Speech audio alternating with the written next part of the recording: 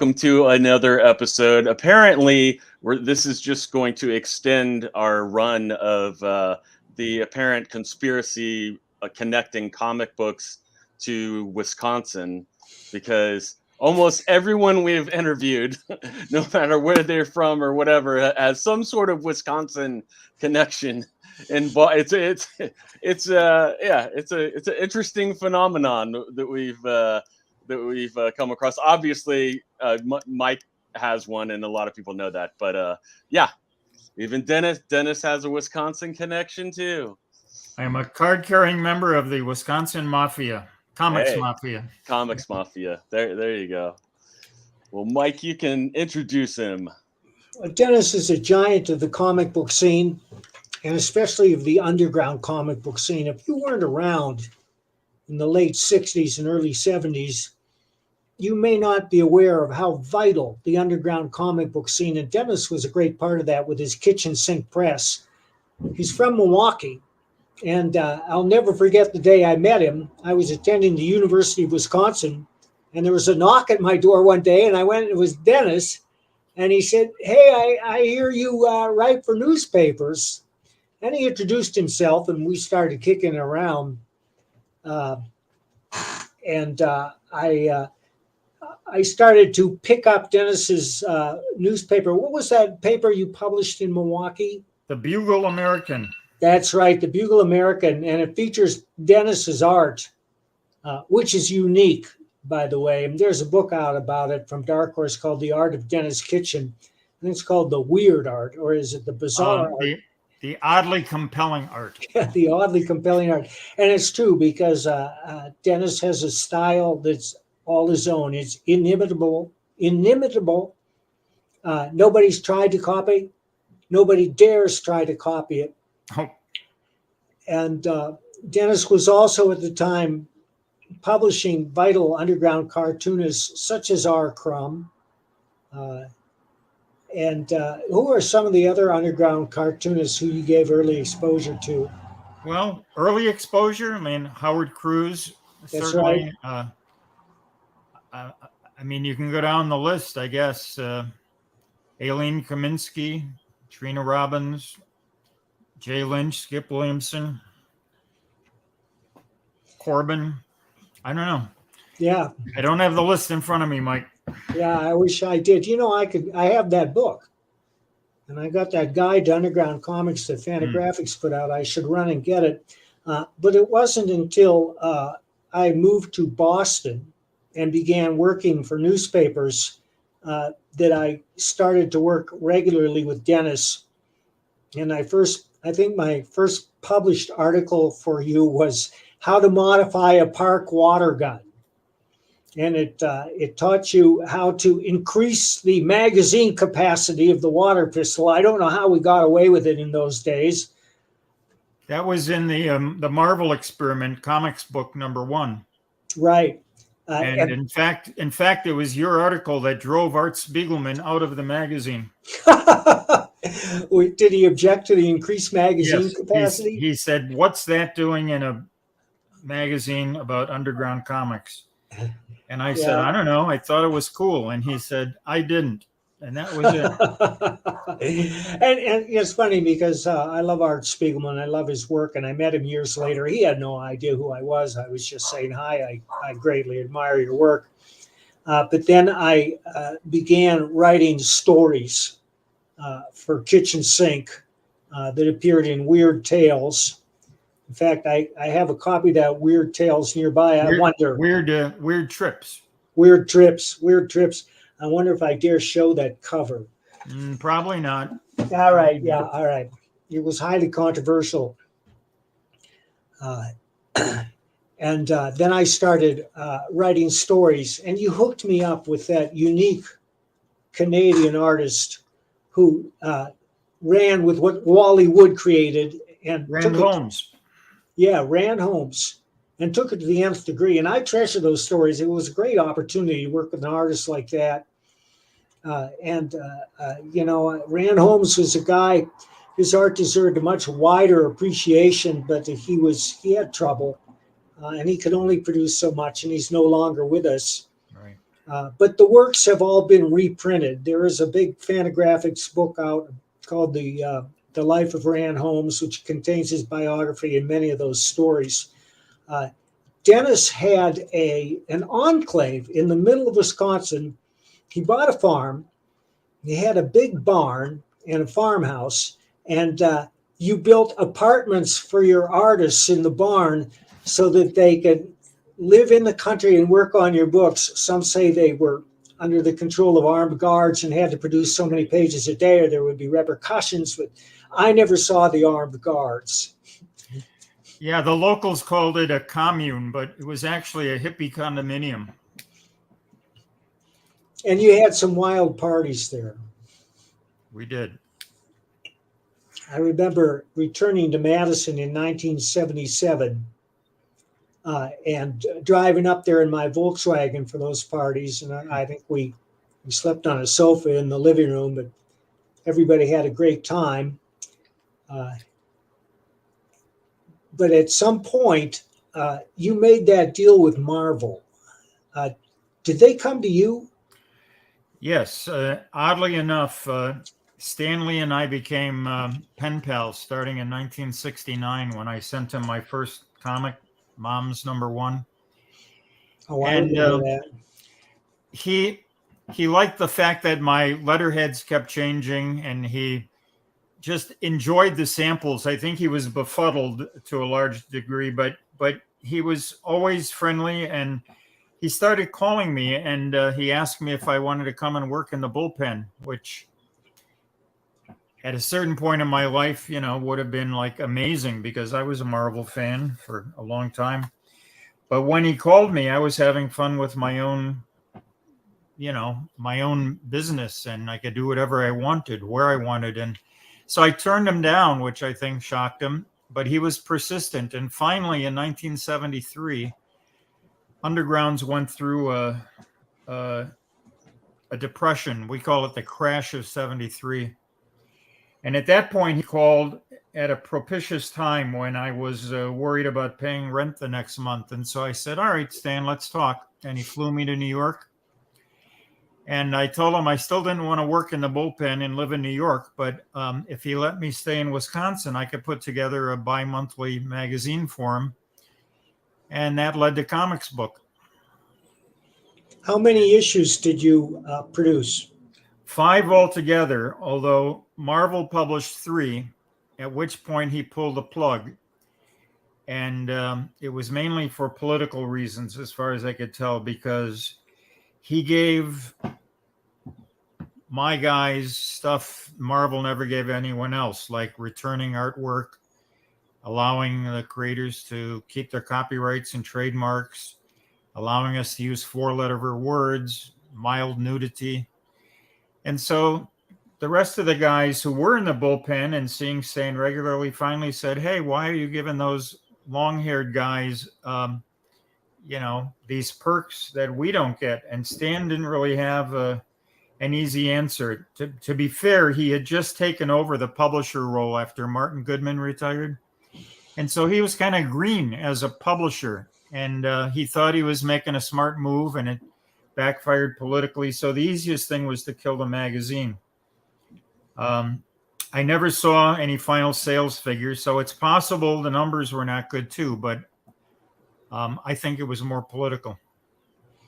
Have those books ever been collected? Yes, a few years ago, Dark Horse did the Best of Comics book.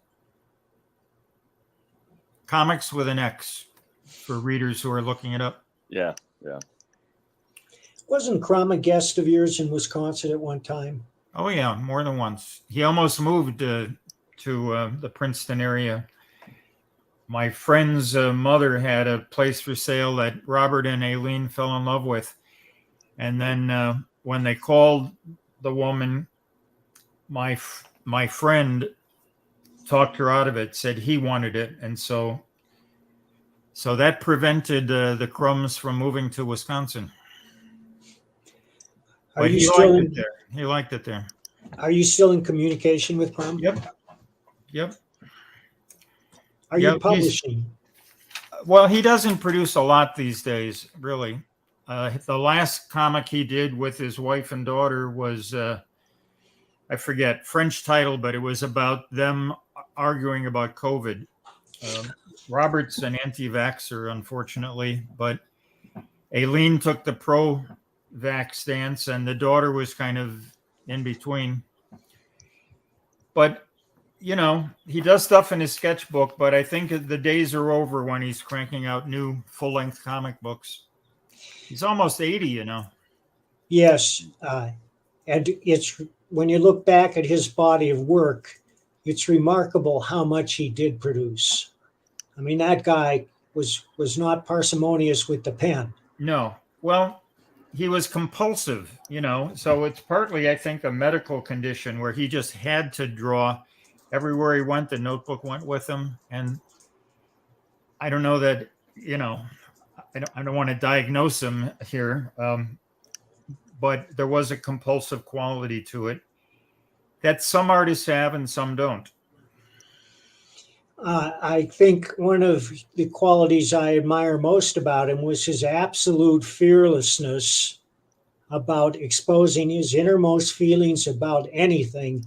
I don't think the word censorship is in his vocabulary. And because of that, a lot of his material is highly offensive to special interest groups. And he was denied entry to Australia for being a sex cartoonist, which does him a great disservice. Right. No, it's true. He inflames a lot of people, understandably, but nothing's going to stop him. What's this book you plan to publish this fall? I do my own compulsive drawings are done on chipboard.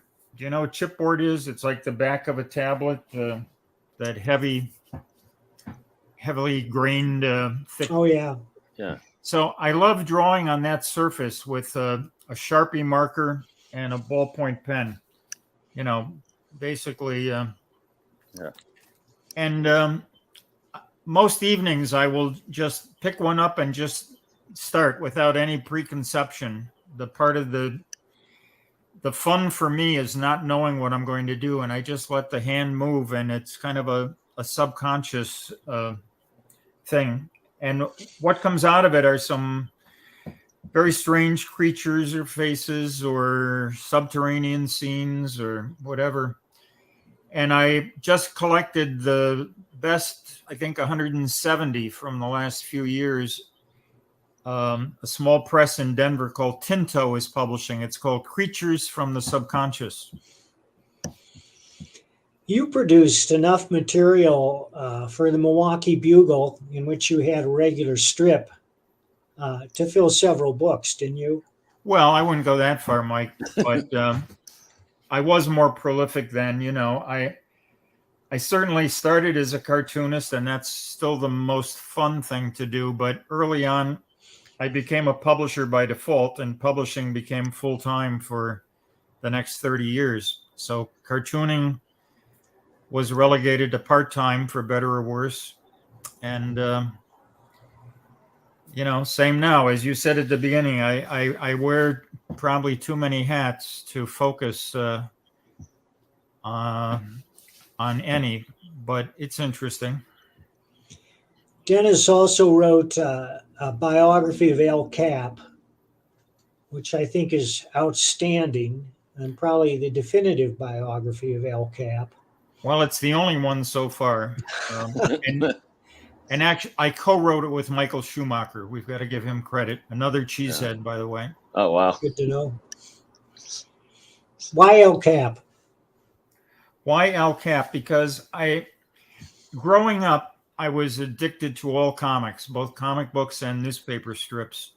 But the one that every day captured my imagination the most was Little Abner, because Capp was a master of cliffhangers. He drew beautiful women and really weird characters. They were either hideous or gorgeous. And he was funny in those days.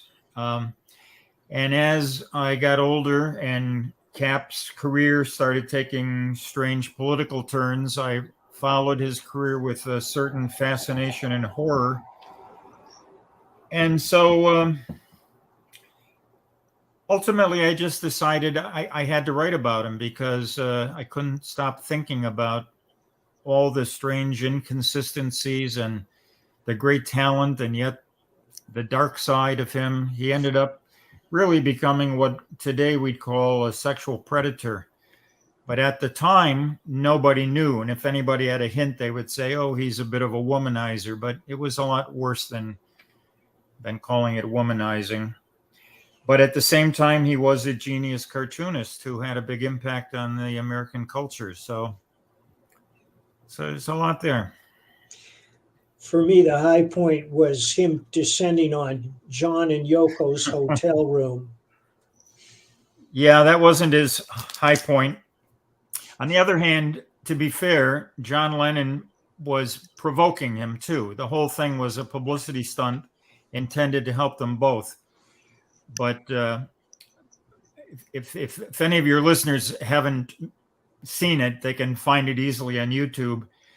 But to me, the worst was when Capp looked at Yoko and she said to John Lennon, how can you sleep with this thing? He couldn't even call her a person or a woman. He called her a thing. And yeah, it didn't get any better. You know, I always thought that that material would make a fascinating stage play or a movie. And I'm surprised nobody has done it. You know, there have been several movies about when Elvis met Nixon. Right. When Elvis wanted to be a cop. Yeah, he collected police badges. Wasn't he like made an official DEA agent when he met Nixon? I've seen It's a photo. possible. I do know that he would patrol the highways around his home in Tennessee on a motorcycle and stop people who were speeding and give them a little lecture.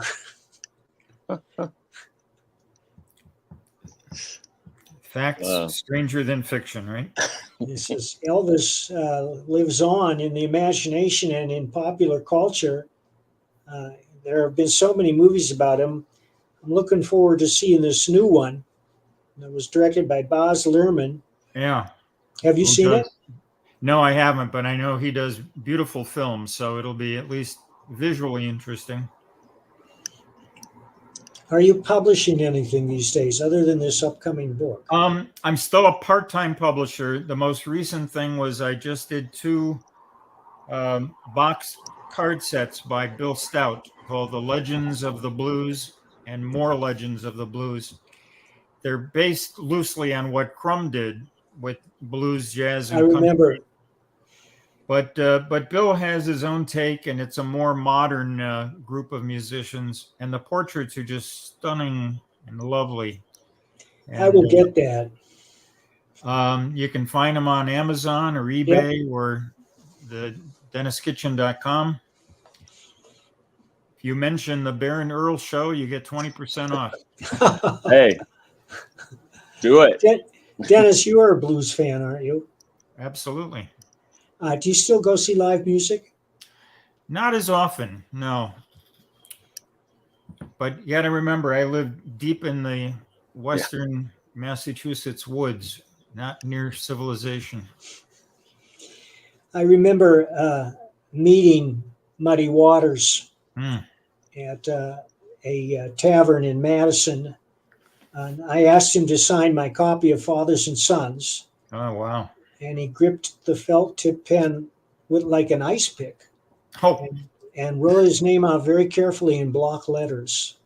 No kidding. Yeah. And Otis Spann visited at another time, and I got him to sign that album as well. I wish I still had it.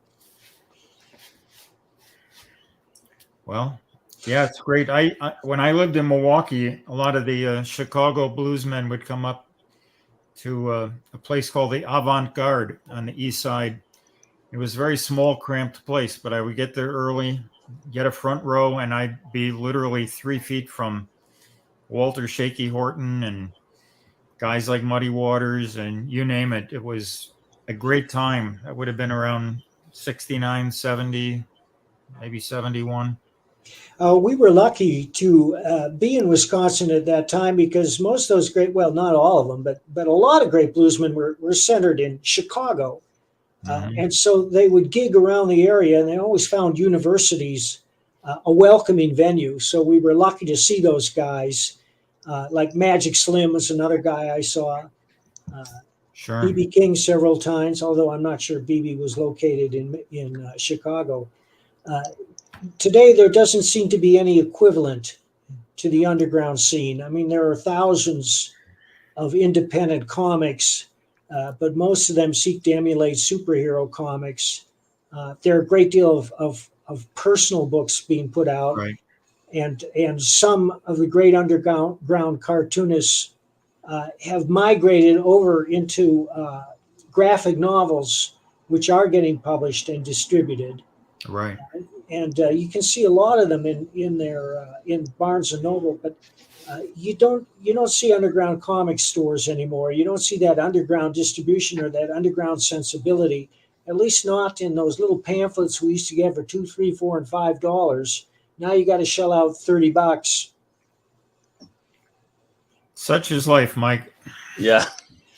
Many of them are autobiographical. Yes, and the first one was Justin Greene, who kicked off that whole genre with Binky Brown Meets the Holy Virgin Mary. I remember that. I had that. Yeah, Justin passed away just a short time ago, and he was a real giant in the field, but so unappreciated that for the last 2 or 3 decades of his life, he had to paint signs to make a living. Just like Rand Holmes, who you mentioned earlier, when I would try to get him to do stories like the kind you and he did in Death Rattle, he would always say, I can make more money doing carpentry. So I would have to double my price and basically, cut out the profit margin to get him to do a story. And I thought, such a sad state of comics that such really geniuses can't make a living doing comics. Now, that's not to say some couldn't. I mean, in the underground days, it was a royalty system. So if you were, say, a Crumb or Gilbert Shelton, you were on Easy Street just from undergrounds. But for the average underground cartoonist, you might only get $25, $50 a page, maybe $75, depending on how many times it was reprinted. And depending on how fast you drew, not an easy way to pay the rent, especially if you had a family. I understand Gilbert Shelton lives in France as well. He's lived in France for, God, it's got to be 40 years now. And yeah, he and his wife love it there. He speaks French with an Austin accent.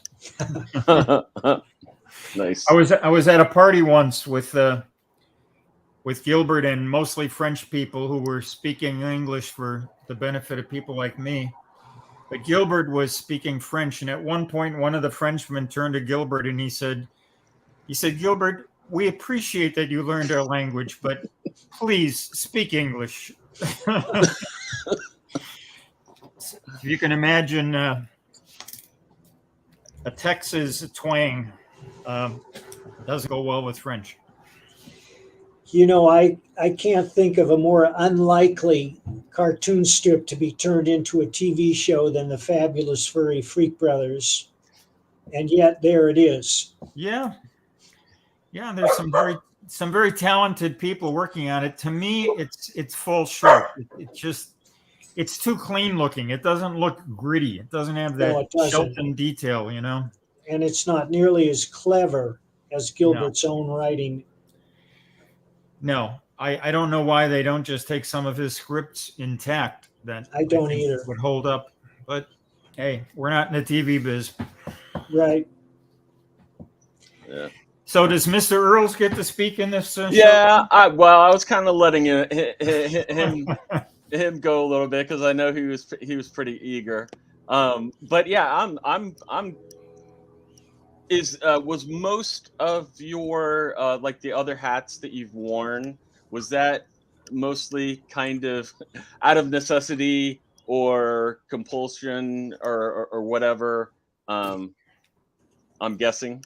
Well, actually, there's a thought. Maybe I was a compulsive entrepreneur, but largely it came from necessity. Yeah. When I self-published my first comic at a time when there was no distribution, whatever. This was way before the internet. It's way before you had comic shops.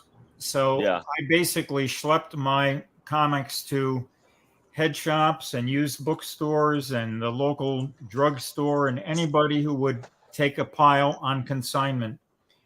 I did that for the summer of 1969, and just on the east side of Milwaukee, I was able to sell 3,000 of my comic, which is still pretty amazing.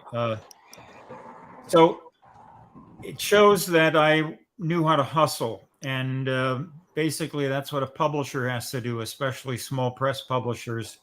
Yeah. So the print mint agreed to reprint Mom's Number 1 and to publish Mom's Number 2. So I was thrilled that I had a publisher finally. Unfortunately, I didn't get what I would call reliable accountings, and maybe not even an honest accounting. And so after a dispute with Print Mint, I decided I'll just self-publish again, which was, not necessarily the wisest decision. But Jay Lynch and Skip Williamson were in Chicago doing Bijou, which was published by Print Mint, and they had the same accounting issues and the same frustrations. So when I told Jay I was going to self-publish again, he said, well, will you do Bijou too? And I foolishly said, sure, not knowing what I was going to get myself into. But the last thing I wanted to do was disappoint them the way Print Mint disappointed me. So I was very conscientious. And the next thing I knew, I was a publisher. And shortly after that, Crumb passed through Chicago, visited me in Milwaukee, and said he would give me his next comic, which turned out to be Homegrown Funnies, which ended up selling, I think, 140,000 copies. Wow. So it all just happened kind of naturally in a way that you could never plan. And then once I was publishing, and then the next question was, how do you get them into shops? So I had to start a distribution company. And at the same time, I had co-founded the Bugle America that Mike mentioned. And we are on an exchange list with other underground newspapers. So when those exchange papers came in, I would always go in the back and look for the small ads for head shops or used bookstores, and created a mailing list and started sending our catalog. And that's how the distribution began. And it ended up being nationwide and into Canada and some little parts of Europe. So each happened kind of necessity, but also as a challenge. We also started a head shop on the east side of Milwaukee. So we were also retailing, and we didn't just retail undergrounds. We carried all of the newsstand comics. So if you wanted a Marvel or a DC or a Freak Brothers or a Zap, you came to Strictly Up a Crust. That was the one-stop shop for comics in Milwaukee. And, the rest of my career, I guess the same thing. I just saw something that I thought I could do better, or I felt, I don't know, could do more efficiently. Yeah, needed to happen. And it was easier then. Life was simpler, you couldn't probably do today what I did then.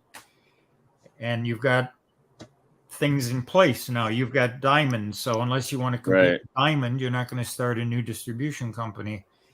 And you've got the internet, which is an amazing thing to get your product out. And it's a different world, largely for better, I think. Yeah. So, did you know the boys behind Capital City Distribution, Milton Greep and John Davis? I knew them before Capital City, yes. They were, Milton at least was involved, I think, in WIND, which was Wisconsin Independent News Distribution. That's right. And he was just an employee there. But when it went bankrupt, he and musician John Davis decided to start their own entities. So I was there on the ground floor with them, and they built an amazing business. And had it not been for comics politics, mainly Marvel deciding it didn't need direct distribution. You know, who knows? Again, it's one of those, we Yep. won't get into those weeds, but Capital should have lasted longer, and it should have been what Diamond is now.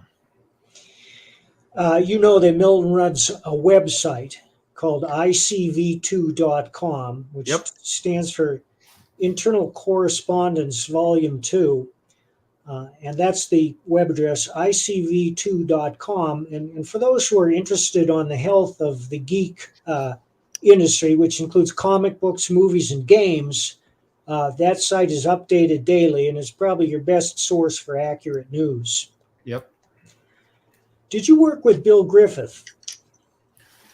To a relatively small degree to compared with others, yes.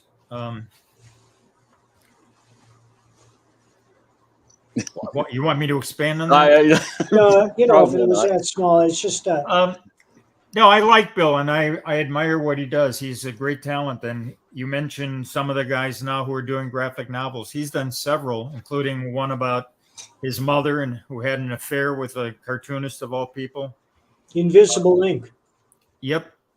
And he did one on the real Zippy the Pinhead. He did one on Ernie Bushmiller that's not out yet. Oh. And he does a daily strip for King Features. So he's one of those really prolific guys. I don't know how he does it. Impulsive. And I published some of his work, but he and I for a while had some personality differences, and it took a while for us to get to really know and like each other. In fact, at one point I sent him a letter he didn't like, and he sent it back to me all crumpled up. And Justin Greene was in Wisconsin that summer visiting when the crumpled up letter came. And I said, Justin, what am I supposed to do with this? And he said, wipe your ass with it and mail it back. So it was that kind of a testy relationship that took a while to moderate, but he's an amazing cartoonist. Oh, you're muted, Mike.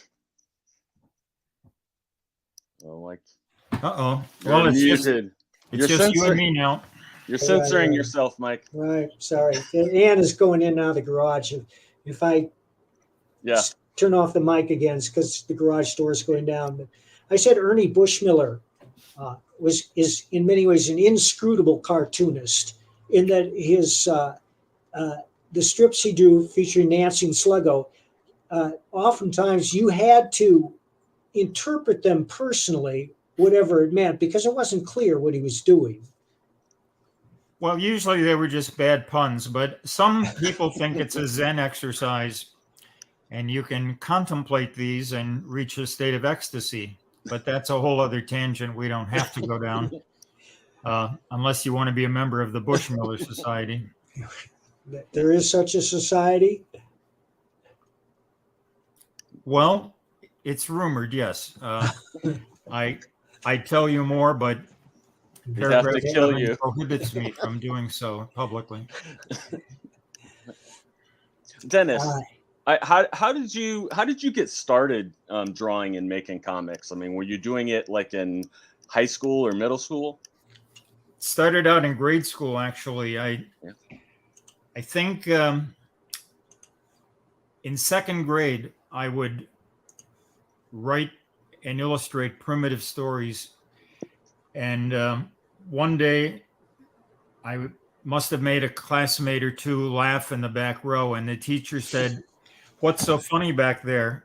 And I said, "Oh, I'm sorry, Miss Mayhew. I was just showing someone my story." And she said, "Well, why don't you come up front and show it to everyone?" Right.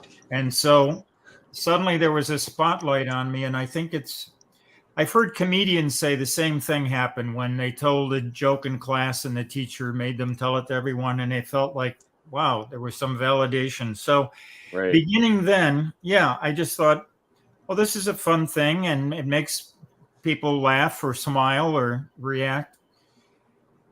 And by the time I was 12 or 13, I was doing a regular little I don't know what to call it, like a 3-page illustrated newsletter, maybe, that had gossip and stories about teachers and classmates. And I passed it around, and one day it didn't come back, and so someone had stolen it. So I a teacher, not a teacher, the principal's assistant heard about it, and she said, you can come in after class and use our hectograph machine, which is kind of a mimeograph.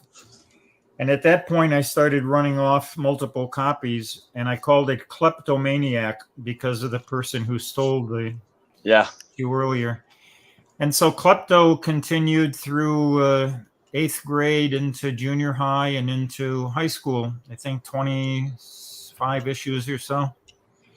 And I would sell them for a nickel a piece back when you could buy a candy bar with a nickel. Right.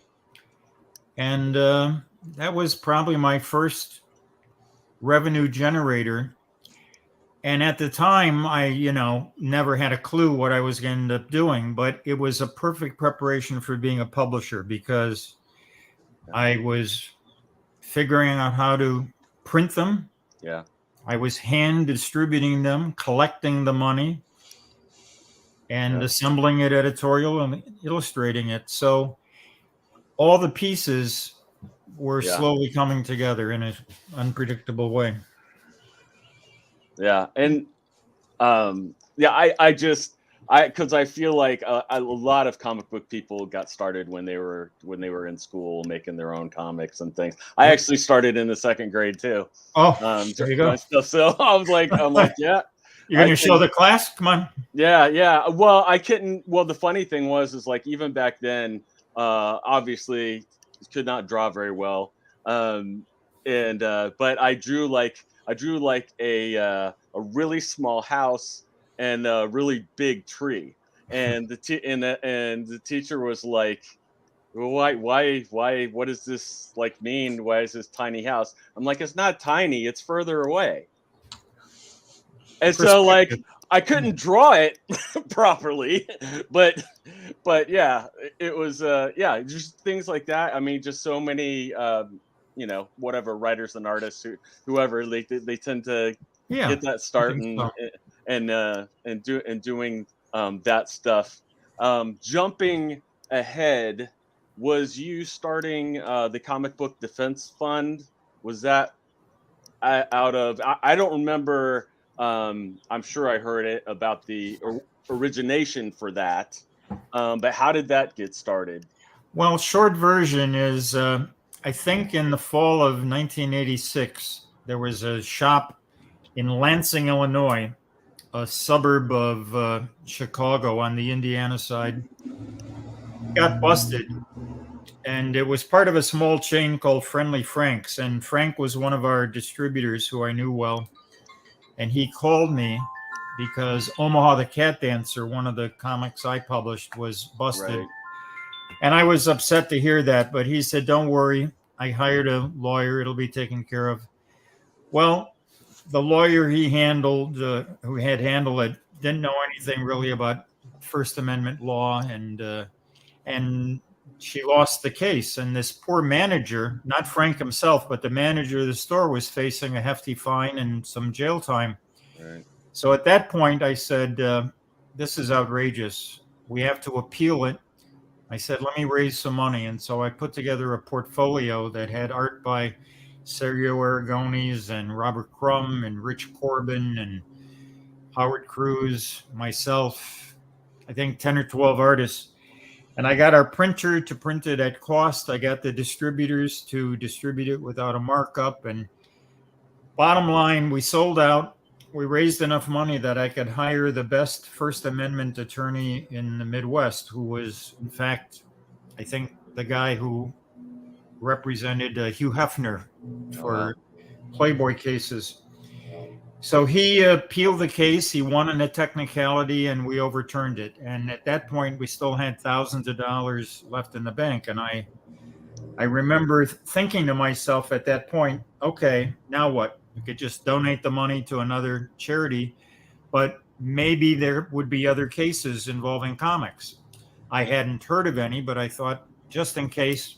Yeah. We'll keep the fund. We'll call it the Comic Book Legal Defense Fund. And wouldn't you know it, once this case got publicity, we pretty regularly started getting calls, because what we found out was local busts were taken care of locally. And usually it was the retailer going, I give up. I will stop carrying what you don't like, because they didn't want trouble with the police or local prosecutor. But once there was an umbrella organization that would protect the shop, suddenly they were, in most cases, happy or willing to fight the man. And so we soon decided it would be a permanent organization, and we filed for a 501c3 nonprofit status and got it. And it's been going strong ever since. Started out in Wisconsin, of course, where all things comics start. Apparently. But then it was in New York City for a while. Now it's in Portland, and there's a staff of 4 people full-time running it. And it has an educational arm too, which is partly just advising retailers on the smart way to display comics that could be controversial. A lot of it's just common sense, but not every retailer necessarily anticipates some Right. hostile cop, or maybe there's a district attorney running for office in a location where it's advantageous to look like you're tough on such things. Right. But even the case in Chicago was more complicated than just censorship. The manager, Michael Correa, was half African American, dark skinned, and there was some indication that the cops were white, were racist. One of the cops was also a religious fanatic, and I only know this because the local paper who reported the bust quoted the cop as saying that the store contained satanic material. He said even the posters on the wall were satanic, including Wonder Woman. So if your brain tells you Wonder Woman is satanic, you probably shouldn't be on a police force. That's fair to say. No, when I had first heard about, I think I, like a lot of people, because we hear about big name artists or writers who have been involved with like the Comic Defense Legal Fund. But yeah, I was really, and I was like, oh, this is really cool that it's for, it's for shops too. It's, it's for retailers and and just kind of like anything that affects the comic market or whatever. And because I think some people automatically assume, oh, well, they represent the artists and writers who are fighting against the publishers who won't do the right thing by them. And it's, well, it has to be a First Amendment case. So generally it's a retailer, but we have had instances representing individual artists. Yeah. Because it's based on a constitutional First Amendment argument, we have to be careful what cases we take. Right. If for example, you say, hey, my publisher ripped me off. Well, all we can tell you is get a lawyer and sue your publisher. That's not a First Amendment case. Right. And so occasionally people are offended when they think we should be representing them. Right. When I say we, I mean the organization. Yeah. I'm on the, I ran it for 18 years, but then I resigned because I just thought it needed fresh blood. But I'm on the advisory board and still plugged into it and still proud, of what it does. Yeah. Where is the defense fund located today? Does it have a central location? Yes, in Portland. I was listening, Mike. I was listening to some weird sound on my headphones. I closed out all the other windows, so hopefully that'll take care of it. Yeah. Did anybody just hear that phone ring? Yes, that was Dennis. He's popular. Leave him alone. I apologize. That was me.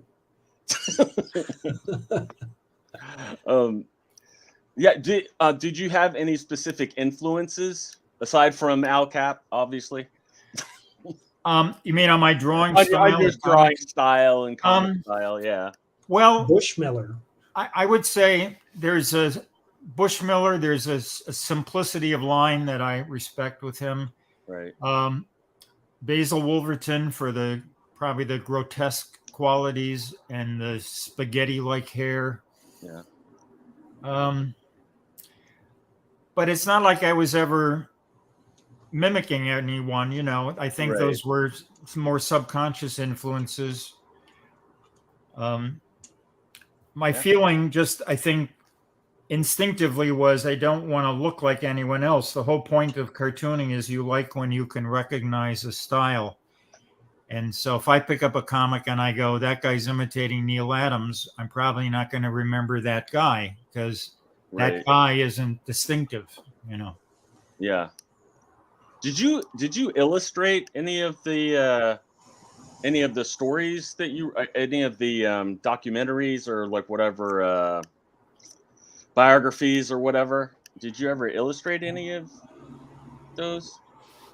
Well, yes and no. The biography of Al Capp, no, that's a straight biography. Right.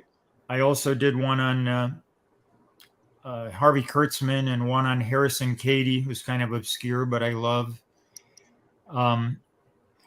The closest was I did a short 6-page mini biography of Dr. Seuss. And that one was a mini graphic novel. So, yes. Yeah. And Monty Beauchamp, who edits Blab, the periodic anthology, he asked me to do a similar one on Al Capp. So I may end up doing something like that. But as Mike, I think, knows, I'm a relatively slow cartoonist, so I have to be careful if I take on an assignment that's too long. Right. But if it's a subject that's exciting, it'll eventually get done. And the Seuss was interesting because he's not as predictably sweet as his stories. And right. Likewise, Cap, we already know, was in many ways a very dark guy. So it'll be an interesting story to condense. If Seuss were alive, he might approach the Comic Book Defense Fund. Well, no, not for the.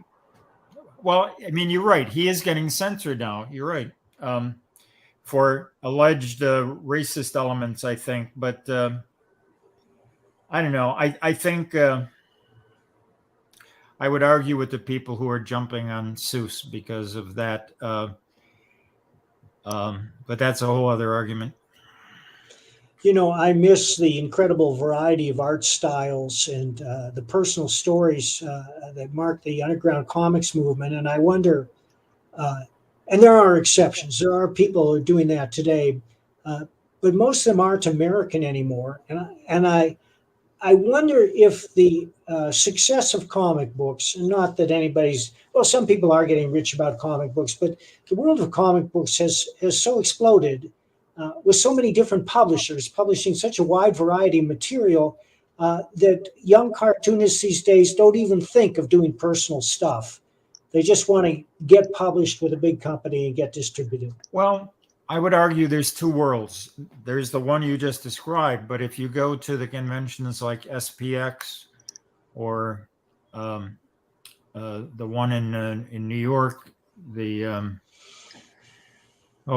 all over. TCAF in Toronto. You see the more independent creators, the small press, the self-published people, and there's an amazing amount of stuff going on there, which you may not see because you might be more plugged into the mainstream comics. Is there some clearinghouse where we could take a look at those books? Oh boy, it's tough because there's so many of them. I know when I go to one of these shows, again, it's just row after row after row of indie people, self-publishers, small press. Right. You get a hint of it sometimes at the big show in Artist Alley, but even the people in Artist Alley tend to be more established. So I think you really have to go to an SPX or a MoCA is the one in New York, or TCAF. They've also had them in Denver, Portland, Seattle. You know, it's a scene you have to visit on your own. Oh, Mice in Boston is another one. I think Massachusetts Independent Comics Expo, maybe. Yeah. So they're all over, and I find them exciting because it reminds me a lot more of what I did at the beginning, which was it's all self-published. It is mostly or predominantly autobiographical stories or biographical. A lot of them are about causes. I see a lot of stuff now, LGBTQ, the trans community, political activists who, are on the left, the leftist side of the Democratic Party and the socialists, and they all have stories, and they're not all necessarily polished and slick cartoonists that could get published in a national publication, but there's tremendous energy and feeling in it. And, that's as valid as anything. I'd rather read those than some shallow, slick superhero comic myself. Do you read many comics these days? I haven't read a Marvel or DC comic in probably 15, 20 years. They just hold no interest to me. I like graphic novels. I like a lot of translated material coming from Europe or Asia. I just don't like, with the exception of maybe the Spirit, I don't like characters with masks and capes and powers.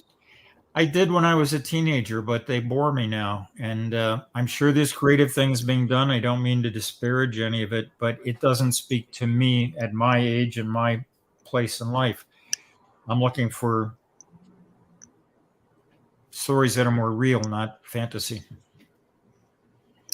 Where do you find those stories?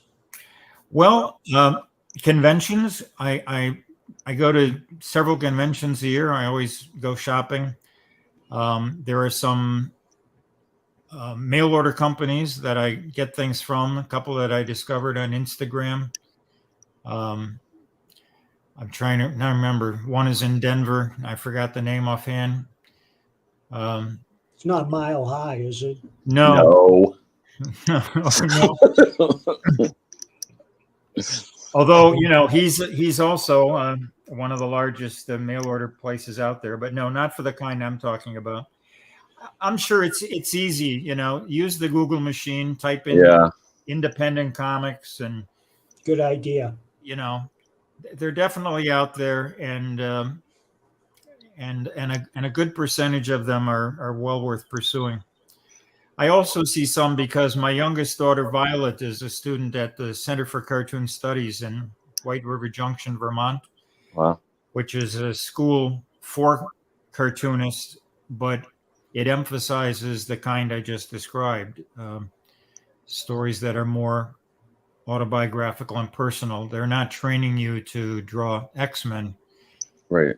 They're they're teaching you to do the next Mouse, Is that where Stephen Bissett teaches? Yes. He retired, but until recently, yes. Now it's Tilly Walden is on staff, and Jason Lutz, among others. And they've got some really good instructors there. And of course, James Sturm was the founder. So through my daughter, I get to discover a lot of talent too, and it's a different world than what you'd find in an average comic shop. Yeah, and Mike, you can also go to DenisKitchen.com, and there's some stuff there you can find. Well, that's going to be more backstock, not right contemporary. But thanks for the plug. I appreciate it. Yeah.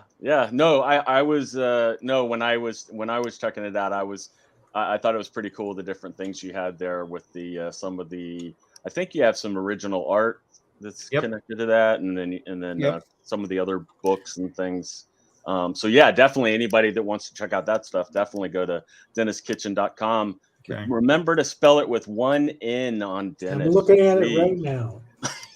It's pretty cool. There's like he's thank got you. a lot of stuff on there. Well, you mentioned original art. I'm happy to say I exclusively represent the estates of Will Eisner, Harvey Kurtzman, Al Capp, Howard Cruz, to name several. So if you want original art by any of them, plus Yeah, some other people that we don't exclusively represent, right. and it's backstock of some of the underground comics we still have, or early graphic novels, buttons, postcards, hippie tchotchkes. Welcome back, Mike. I'm technologically challenged. That's okay. And you said your new book should be coming out in November.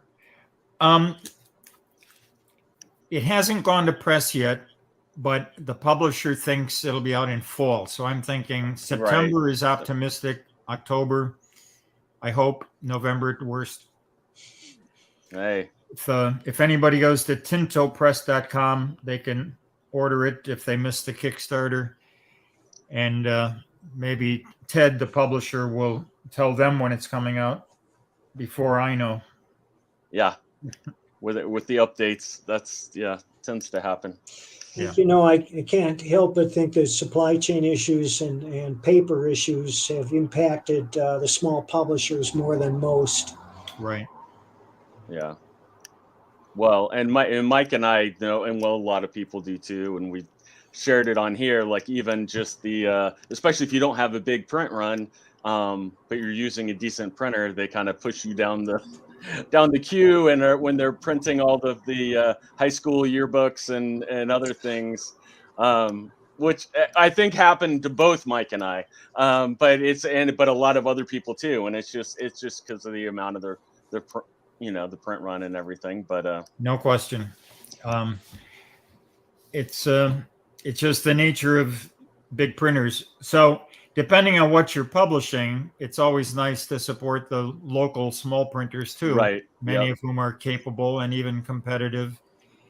If you're doing a large print run, you probably want to go to China or some other place where labor is cheaper. But I found that for some work, it makes sense to do it domestically, and you'll get it a lot faster. You don't have to wait for that slow boat that takes 6 weeks. And then sits off the coast of San Diego for 6 months. Or Long Beach or thereabouts, yeah. Well, they also have too many holidays. They go on holiday so much over there. They have their own New Year. Can you believe it? I know. The arrogance. No, but I know a lot of people that have done that, and there was like no other issues, only the fact that there were so many holidays in the time, and it's like, and they have to take them, so they have to close down and everything. So that can definitely. But I will say, and I'll throw this out since we're talking about smaller printers. We actually have a great comic printer in Orlando. I'm in Florida. And although I did live in Wisconsin for 4 years, of course you did. I know, of course. But called Kablam Printing, and they do a lot of really good stuff in there, and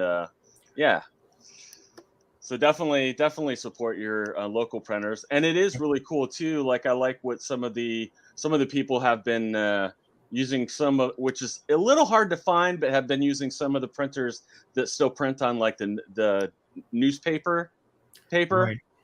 Yeah, newsprint's actually surprisingly hard to acquire. Yeah. But but if you want to do it, look different, smell different, definitely smells different. Right. But we'll let you go now so you can call back all the people who have been trying to get a hold of you. They're probably just going to sue you or something. So get in line, right? Yeah. All right. Well, this was fun reminiscing, guys. Maybe we'll do it again sometime. Great. Thank you, sir. Thank you very much.